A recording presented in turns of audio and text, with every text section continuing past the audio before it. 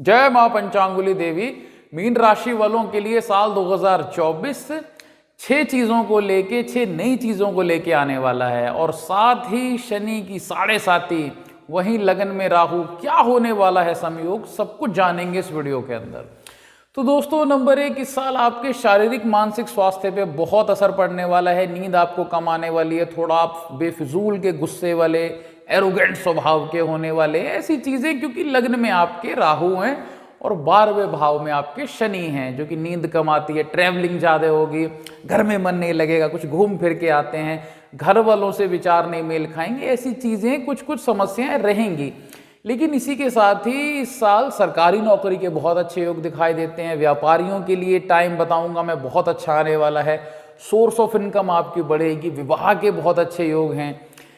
इसी के साथ ही कुछ चीज़ें आपके पर्सनल लाइफ को लेके भी इस साल होने वाली हैं, जो नए एक्सपीरियंसेस रहेंगे आपके जीवन में, जो आगे एक बड़ा अनुभव का निर्माण करेंगे। इसीलिए ये साल हमें लगता है कि मीन राशि वालों के लिए बहुत ही इंपॉर्टेंट साल है और बहुत खास साल रहने वाला है।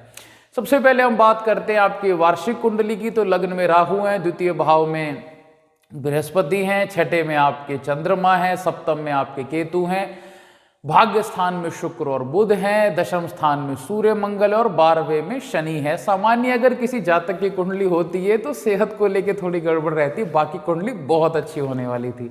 लेकिन क्योंकि ये गोचर पे बेस कुंडली है, इसीलिए यहाँ सबसे पहले हम स्थिर ग्रहों की बात करेंगे। स्थिर ग्रहों में राहु महाराज आपके लगन में रहेंगे, जो कि थोड़ा आपको मस्खरा बना देंगे, थोड़ा झूठ बोलने में आपको प्रेरित करेंगे, ओवर स्मार्ट बना देंगे, चिड़चिड़ापन रखेंगे।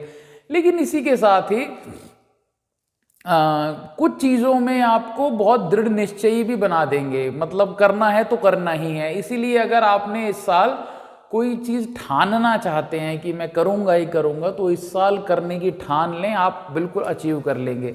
सप्तम भाव में केतु है, जो दो तरह के फल देते हैं। एक तो प्रेम संबंधों में चीज़ें अच्छी होती हैं, वैवाहिक जीवन में चीज़ें अच्छी होती हैं, लेकिन उसी के साथ ही पार्टनरशिप में धोखा भी मिल जाता है। गुरु महाराज आपके 1 मई तक द्वितीय भाव में हैं, जो आपके लिए हमें लगता है कि नौकरी के लिए, परिवार के लिए, धन वृद्धि के लिए बहुत अच्छे हैं। और इसी के साथ ही 1 मई को जब बृहस्पति तृतीय भाव में आ जाएंगे तो उतने अच्छे रिजल्ट नहीं मिलने वाले हैं। इसीलिए अगर आप कोई लाइफ में बड़ा कोई डिसीजन लेना चाहते हैं तो हमारी एडवाइस है 1 मई से पहले ले लें। वहाँ पे जब आएंगे बृहस्पति तृतीय भाव में तो उनकी प्रथम दृष्टि सप्तम भाव में रहेगी, तो विवाह होने के योग बनेंगे। इसलिए सगाई 1 मई से पहले कर लें। और उसके बाद में प्रेम संबंध आपके अच्छे रहेंगे। दूसरी दृष्टि आपके भाग्य स्थान पे रहेगी, जो आपके करियर के लिए, विद्यार्थियों के लिए बहुत अच्छा समय आएगा। और तीसरी दृष्टि जो है वो आपके लाभ स्थान पे रहेगी, सोर्स ऑफ इनकम आपके बढ़ेंगे। अगर खर्चे राहु के बैठने से, शनि के बैठने से खर्चे इस साल हैं, तो बृहस्पति की दृष्टि एकादश भाव में होने से सेविंग भी आपकी अच्छी होने वाली है। और इसके बाद शनि, जो आपके स्थिर ग्रह हैं, 12वें स्थान में शनि रहेंगे, जो यात्राएं कराएंगे, फिजूल खर्च कराएंगे, धन का नुकसान कराएंगे, कामों में बाधा रखेंगे। लेकिन जब जून जुलाई के बाद शनि आपके वक्री हो जाएंगे तो ये आपको मिश्रित फल देंगे। शेयर मार्केट में, लॉटरी में, सट्टे में सोर्स ऑफ इनकम बढ़ा देंगे। प्रॉपर्टी को लेके आपको कोई बड़ा लाभ होगा। कोई प्रॉपर्टी बेचनी हो तो रेट इंक्रीज हो जाएंगे, खरीदनी हो तो भी आपको बहुत अच्छे रेट में मिल जाएगी। तो इसीलिए घर खरीदने को लेकर के भी इस साल आपके बहुत अच्छे योग बन रहे हैं। चतुर्थेश आपका भाग्य में है और भाग्येश दशम में, इसलिए नौकरी को लेकर के और प्रॉपर्टी को लेकर के भी योग बहुत अच्छे हैं। अब हम शुरुआत करते हैं डेट बाय डेट, थोड़ी सी स्पीड बढ़ा देते हैं अपनी और आप नोट करते रहिए डेट। सबसे पहले 7 जनवरी को बुध आ जाएंगे आपके दशम स्थान में, जहां सूर्य मंगल पहले से विराजमान है। यहाँ पे जब बुध आएंगे तो सोर्स ऑफ इनकम बढ़ेगा, वैवाहिक जीवन में लाभ होगा, पार्टनर को लाभ होगा। इसी के साथ ही नौकरी पेशा वालों के लिए समय बहुत अच्छा रहेगा। सबसे बड़ी 2 चीज़ें हैं इस टाइम में कि नई अपॉर्चुनिटीज़ मिलेंगी जॉब को लेकर के, और राजनेताओं के लिए समय बहुत लाभकारी होगा। इसके बाद 5 फरवरी को मंगल एकादश स्थान में, लाभ स्थान में, अपनी उच्च राशि में आ जाएंगे।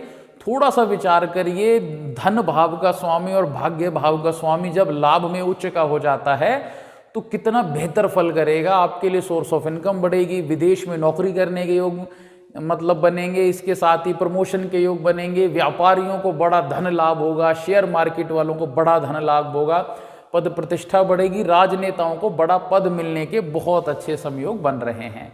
इसके बाद 13 फरवरी को 12वें भाव में जब सूर्य चले जाएंगे तो यहाँ सूर्य और शनि इकट्ठे हो जाएंगे। ये समय आपके लिए बिल्कुल भी अच्छा नहीं है।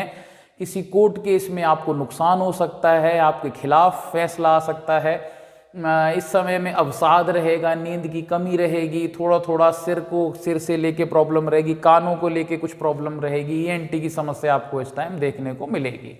इसके बाद 14 मार्च को सूर्य आपके लग्न में आ जाएंगे। षष्ठेश जब लग्न में होंगे और साथ में राहु होगा तो ग्रहण योग बनेगा।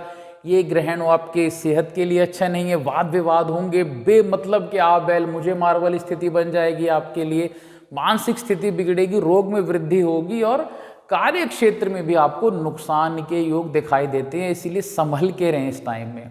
फिर इसके बाद में 15 मार्च को, जहां 14 मार्च को सूर्य लगन में आएंगे, ग्रहण योग बनेगा, ठीक एक दिन बाद वहां मंगल भी 12वें स्थान में आ जाएंगे। ये समय भी आपके लिए उतना अच्छा नहीं है, लेकिन हाँ ये समय दो पक्ष के लिए है। जो विदेश जाना चाहते हैं, जिनका एक्सपोर्ट इम्पोर्ट का काम है, उनके लिए समय अच्छा है। लेकिन जिनका बाहर से कोई लेना देना नहीं है, उनके लिए वाहन दुर्घटना का योग बनेगा।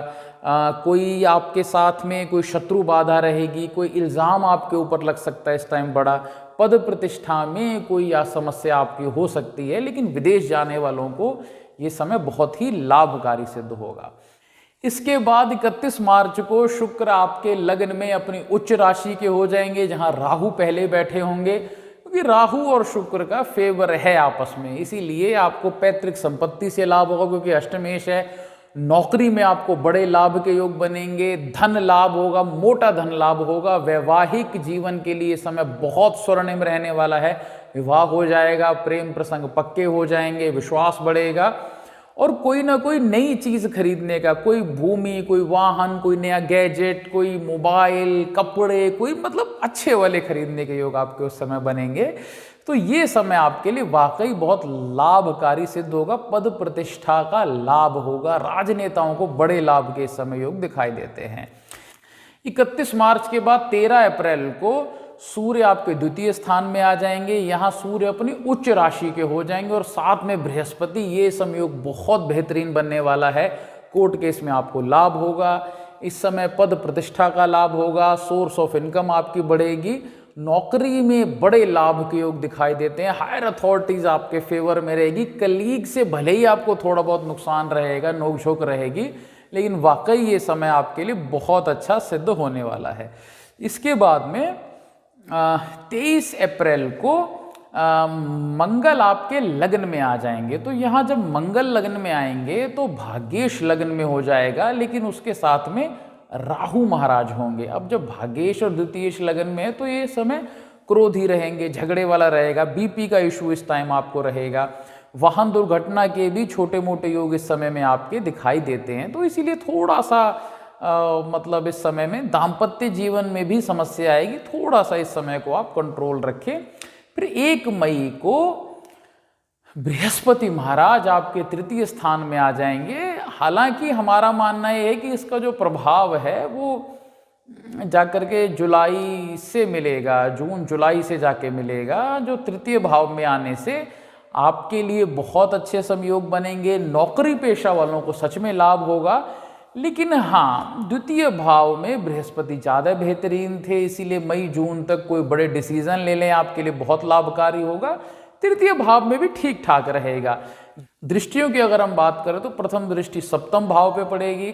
सप्तम भाव में आने से दृष्टि से क्या होगा, विवाह के बहुत अच्छे योग बनेंगे। दूसरी दृष्टि यहाँ भाग्य स्थान में बढ़ रही है, तो सोर्स ऑफ इनकम बढ़ेगी, स्टूडेंट्स को बड़े लाभ होंगे। और फिर एक आधा स्थान में, लाभ स्थान में, जो कि एक्स्ट्रा इनकम के योग बनाएगा, सोर्स ऑफ इनकम आपकी बढ़ाएगा और बड़े भाई से आपको अच्छे लाभ दे देगा। तो इसीलिए 1 मई के बाद में फिर 19 मई को तृतीय भाव में शुक्र और बृहस्पति एक साथ होंगे। ये टाइम आपके काम में तेजी होगी, प्रसिद्धि आपकी बढ़ेगी, नई नौकरी के योग बनेंगे। जो बेरोजगार है उनको नौकरी मिल जाएगी और बिजनेसमैन के लिए भी ये समय बहुत अच्छा रहने वाला है।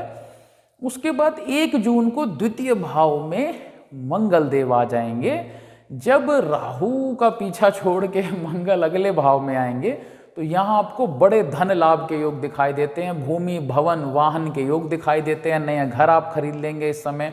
और यही ऐसा समय होगा जो आपके पद प्रमोशन वाला होगा। राजनीतिज्ञों को इस समय में बड़े लाभ के योग दिखाई देते हैं, भाग्यकारी स्थितियां बनेंगी, शेयर मार्केट से लाभ होगा आपको, सोर्स ऑफ इनकम आपकी सच में इस टाइम बढ़ेगी।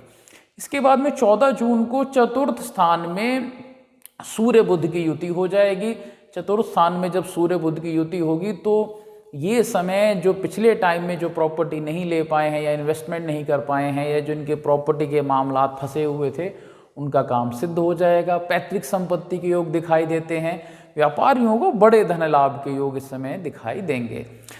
इसके बाद में 16 अगस्त को छठे भाव में सूर्य और बुध होंगे। छठे भाव में भी सूर्य बुध नौकरी में जबरदस्त प्रमोशन देंगे, वैवाहिक जीवन में आपको लाभ होगा, पद प्रतिष्ठा की प्राप्ति होगी।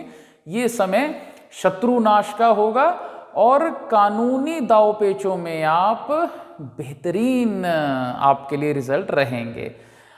इसके बाद 23 सितंबर को सूर्य सप्तम स्थान में आ जाएगा। ये समय आपके लिए बहुत लाभकारी सिद्ध होगा। यहाँ पे 23 सितंबर को सूर्य होंगे सप्तम भाव में, बुध अपनी उच्च राशि के होंगे और केतु होंगे। ये समय व्यापारियों के लिए, पॉलिटिशियंस के लिए, नौकरी पेशा वालों के लिए, सब के लिए बेहतरीन होगा। मैक्सिमम मीन राशि वालों के समय विवाह भी होंगे, इसीलिए जुलाई से पहले, जून से पहले मंगनी कर लें, बात पक्की कर लें। हम तो कहते हैं शादी भी कर लें, लेकिन ठीक है उस समय में नहीं हुआ तो जो 23 सितंबर से समय है पद प्रमोशन का, नई जॉब के लिए, प्रॉपर्टी के लिए, विवाह के लिए बहुत अच्छा रहेगा। इसके बाद 9 अक्टूबर को वक्री हो जाएंगे बृहस्पति। ये समय आपके लिए बहुत लाभकारी रहेगा, फिर से द्वितीय भाव का फल देना शुरू कर देंगे, जो आपके नौकरी के लिए, पद प्रतिष्ठा के लिए, गृहस्थ जीवन के लिए बहुत अच्छा रहने वाला है। धर्म के प्रति एकदम आपकी जागृति इस समय बढ़ जाएगी। और फिर जाकर के 15 दिसंबर को दशम भाव में सूर्य आपके फिर से आ जाएंगे। ये आपके लिए स्थिति बेहतरीन रहने वाली है। मोटी मोटी बात यहाँ आपको ये कहना चाहेंगे कि ये साल आपके लिए अच्छा रहने वाला है, लेकिन हाँ कुछ चुनौतियाँ भी रहेंगी, कुछ घर परिवार को लेके, कुछ अपने डिसीजंस को लेकर के पुनरावृत्ति होगी। इस साल आप सोचेंगे कि मैंने ये डिसीजन क्यों लिया था, या अभी 2 महीने पहले लिया डिसीजन आपको लगेगा कि तो गलत ले लिया, या 2-2 साल 3-3 साल से जिस बारे में सोच रहे हैं या प्लानिंग बना रहे हैं उसके प्रति कोई नए अनुभव आपको इस साल होंगे। तो उपाय क्या कर रहना चाहिए? हमें लगता है मीन राशि वालों आपको सबसे जो ज़रूरी उपाय है वो करना चाहिए राहु महाराज का। राहु महाराज के लिए पीपल के वृक्ष लगाएं, बड़ के वृक्ष लगाएं, पीपल के वृक्ष की सेवा करें, भगवान शिव पर कच्चा दूध, थोड़ा जल, थोड़ा गंगा जल और काले तिल और कुशा मिला के प्रत्येक सोमवार को अभिषेक करें। कीड़े मकोड़े हैं या पंछी हैं, भेड़े हैं, बकरियां हैं, उनको कुछ ना कुछ, कबूतर हैं, उनको कुछ ना कुछ दाना, कुछ ना कुछ उनके लिए भोजन इत्यादि की व्यवस्था कर लें। भगवान शिव की अगाढ़ प्राप्ति करें, अगाढ़ पूजा करें। अगाढ़ पूजा का मतलब श्रद्धा विश्वास से पूजा करें, तभी अच्छे फल की प्राप्ति होगी। इसके अलावा इस साल शनि का उपाय भी आप लोगों को कर लेना चाहिए, क्योंकि शनि की 7.5 आपके लिए जो प्रथम फेज है वो चल रहा है। शनि के निमित्त हनुमान चालीसा का पाठ करें, शम शनिश्चराय नमः का जप करें। अधिक जानकारी के लिए, अपनी पर्सनल जानकारी के लिए हमारे नंबरों पर संपर्क करें। जल्द ही आपको सही डिसीजन दिया जाएगा, आपके जीवन का एक सटीक रोड मैप बना देंगे। आप सबका मंगल हो। साल 2024 सबके लिए लाभकारी सिद्ध हो। जय विधि माता, जय महादेव।